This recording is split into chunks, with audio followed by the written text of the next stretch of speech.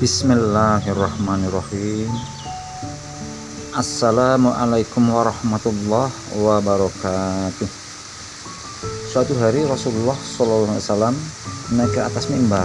Tahu-tahu beliau mengucapkan amin, amin, amin. Lantas ada pertanyaan dari sahabat yang hadir di dalam majelis. Ya Rasulullah, engkau naik ke atas mimbar dan engkau mengucapkan amin, amin, amin. Berkata Rasulullah SAW bahwa Jibril datang padaku, maka dia berkata, yang pertama, siapa yang menemui bulan Ramadan dan tidak diberi ampun dosanya karena dia tidak berusaha meminta ampun, kemudian dia mati, maka dimasukkan ke dalam neraka dan dijauhkan dari Allah. Katakan amin ya Muhammad. Lantas saya katakan amin. Yang kedua, barang siapa yang menemui atau bertemu dengan ibu bapaknya atau salah seorang dari mereka dan tidak berbuat baik kepadanya, akhirnya dia mati, maka dimasukkan dia ke dalam neraka.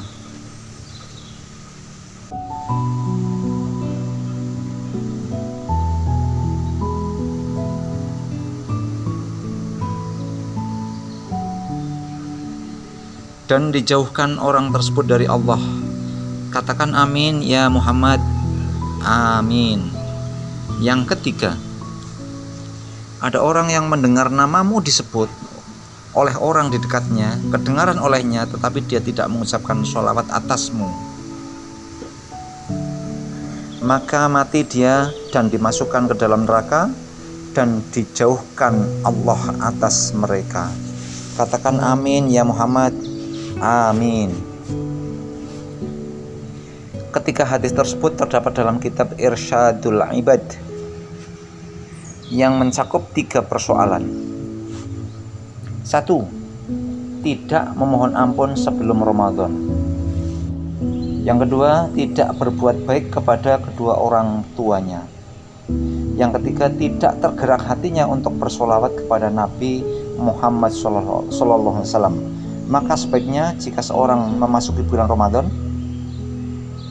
bermuhasabahlah, meneliti dosa yang pernah dilakukan, baik sengaja maupun tidak.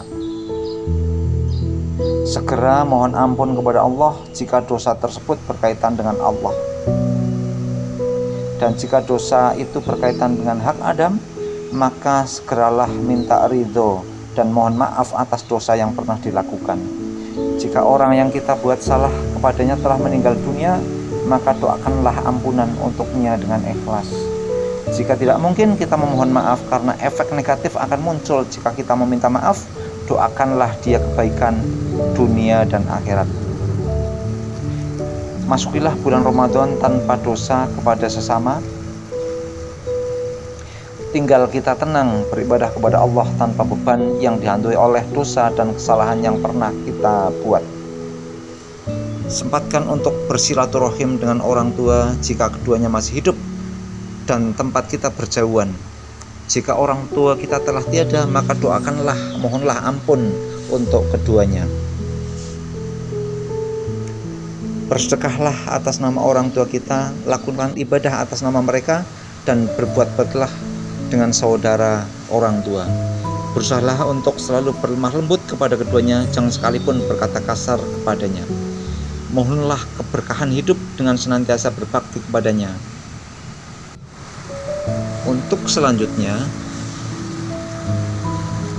melazimkan sholawat kepada Nabi Muhammad SAW, karena Allah dan para malaikat juga bersolawat kepada Nabi Muhammad SAW.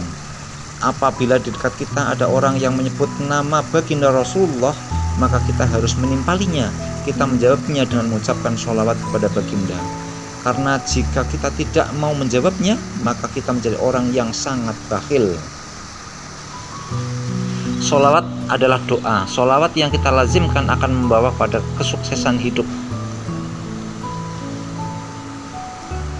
Sholawat sebagai kunci diterima atau ditolaknya doa yang kita lantunkan. Inilah 3 hal penting yang harus menjadi pusat perhatian setiap muslim. yang menjadi kunci dimasukkannya kita ke dalam surga jika menaatinya,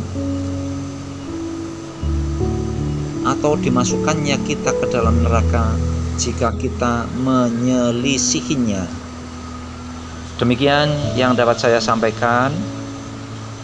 Mudah-mudahan membawa manfaat bagi diri saya pribadi dan juga bagi sesama.